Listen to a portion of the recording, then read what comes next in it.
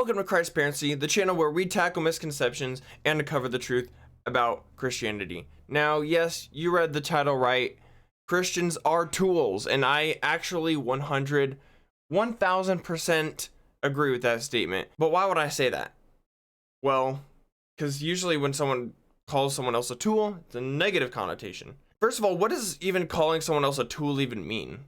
A tool is an insult implying that we, the person, are being used by others and that we lack independence or behave in a way that seems unthinking. Whenever someone calls you a tool, that's exactly what they mean. And I'm here to show you why Christians are not only tools, but we should want to be tools. I put down three traits that a tool usually has, and I want to go through each one of them with you. So the first one is tools are overly eager to please. That's one of their main driving points. They want to please. So where does Christianity come into all this? Like, why do Christians want to overly be eager to please? Please who? We want to be overly eager to please God. That is who we want to please. In John 14:15, it says, "If you love me, keep my commands," meaning that pleasing God demonstrates our love in obedience to him. If we do what he wants us to do, we can demonstrate to God our love and obedience, therefore pleasing him. But why should we be overly eager to please? Why should we do that? In Psalm 147 verse 11, it says, "The Lord delights in those who fear him, who put their hope in his unfailing love."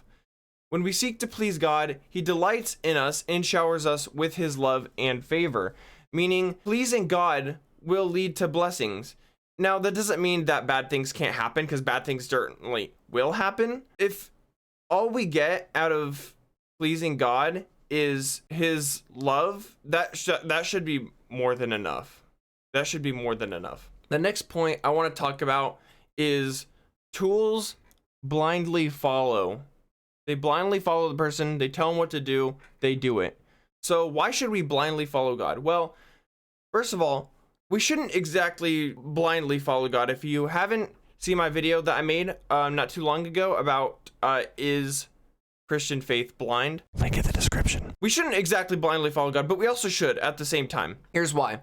It's okay to, I have and always will agree with this statement. Christians should always ask questions. If what we believe is true, we should have no fear of it being wrong, right? But we should also, like, once you already are in the faith, that's when the blindness is already kind of okay. And to better explain that, I'm going to use Jeremiah chapter 29 verse 11.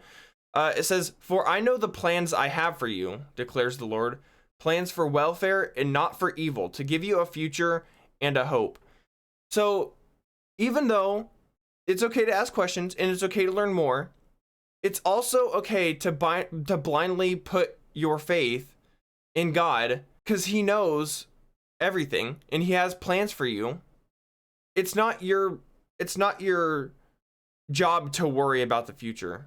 God already has a plan for you. God's already taken care of everything. All you need to do is trust in him. You can use your reasoning to lead yourself to God, but once you're finally at God and you fully trust in him, why not at that point trust in him with everything? Once you have enough evidence to believe and follow in God, why shouldn't you trust whatever he says, even if we don't understand it, right?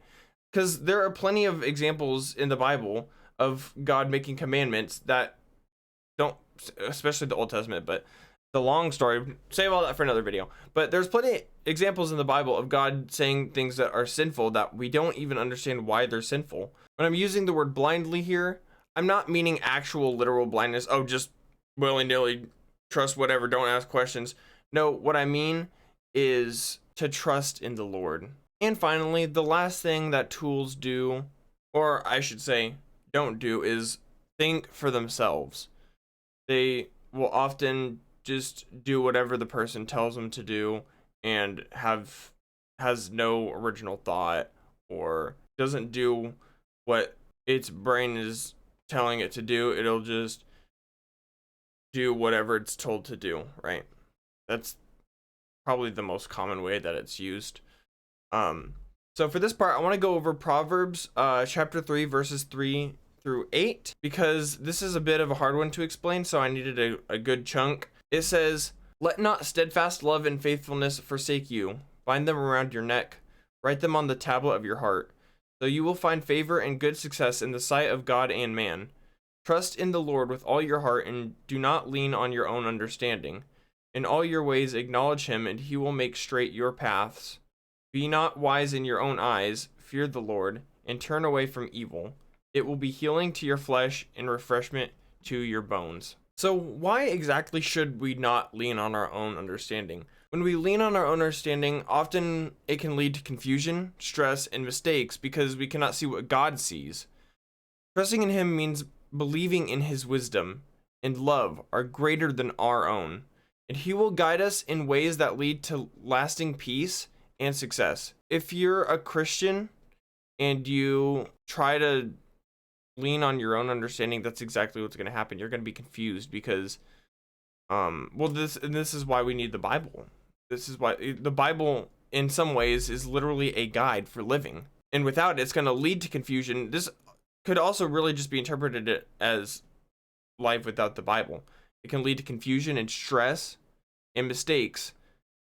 This stress is really important because the Bible is in a lot of parts telling you to not be stressed out because God is under control. God has everything under control.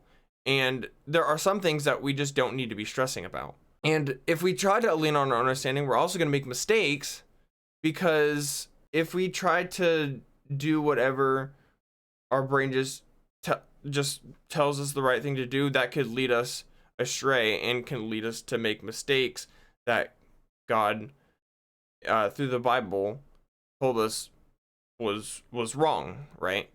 And that's why we can't just think for ourselves. We have to trust in God and lean on his understanding because he knows everything.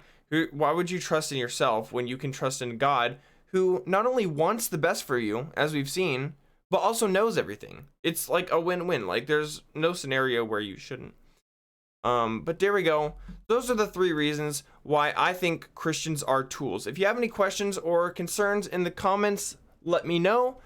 I will be glad to answer any of them. And before we go, I want to tell you guys to go and read the parable of talents in Matthew 25, verses 14 through 30. This parable is really in tune with the topic of the video today. And so I would definitely highly recommend go reading that, because it will hopefully give you a better understanding of what I was trying to say. If you liked the video and liked the discussion, please leave a like. And I hope you guys have a very God blessed day.